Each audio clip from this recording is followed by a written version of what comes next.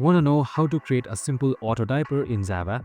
So coders, today we will be making a simple auto typer just by using Java under a minute. So it's super simple and easy. So let's get right into it.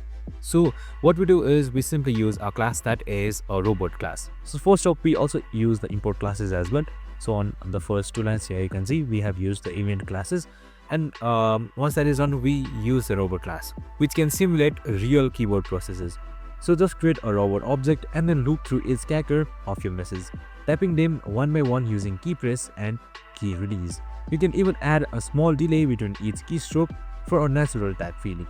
It's perfect for fun, automation, or small productivity hacks, but make sure you are really careful with it. And that's it, super simple and easy. So this is your personal auto typer right here. This usually works only on your GUI enabled application, and I hope this video helped. If it did, make sure to like, subscribe, and tune in with us for more of these videos. See you in the next one.